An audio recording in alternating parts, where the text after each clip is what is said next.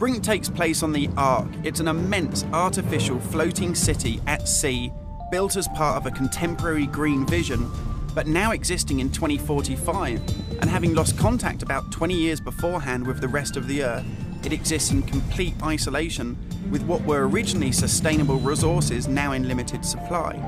The result of this is that competing social factions have been thrown into an isolated and horrific conflict. We're heading to the Ark's airport. This was the original location that celebrities flew in and out of and had their photo opportunities, but it's also, because it's being deserted and disused for 20 years, the ideal location for me to show you a couple of the game's features in the absence of any enemies. Now, Brink uses those same familiar shooter controls that you're used to, but without the artificial constraints, because we've developed a new system that we're calling SMART. It stands for Smooth Movement Across Random Terrain.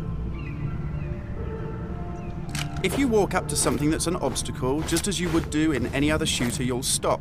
But if you want to try and indicate to the game that you want to get somewhere as quickly as possible, using this SMART button, you're able to vault, mantle, and climb with ease.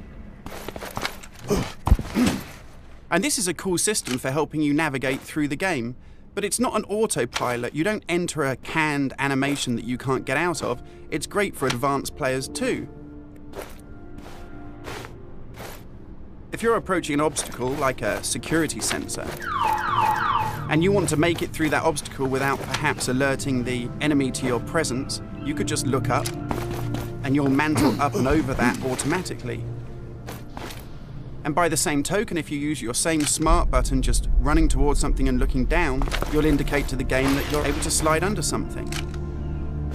And this is really important because in Brink, we want you to be able to make tactical decisions about where you go and how you play. It's not a rail shooter where you're on a kind of minecart witnessing canned cinematics. And that's important too, because in Brink, irrespective of whether you play offline or online, you can create a cool identity for yourself that really reflects how you want to play the game. So in Brink, you take on a combat role that suits your preferred playing style, whether you're on the front line attacking the enemy or perhaps at the rear doing support. You'll take part in military objectives as part of a coordinated squad. And when you complete these successfully, you'll earn experience points that allow you to unlock cool upgrades for your weapons, really cool abilities that suit the way that you want to play, and also cool outfits that reflect what a badass you are. And you can do this irrespective of whether you play offline in traditional single-player style mode with no internet connection, or play cooperatively with up to 7 friends, or go online and play fully where the entire game is full of strangers.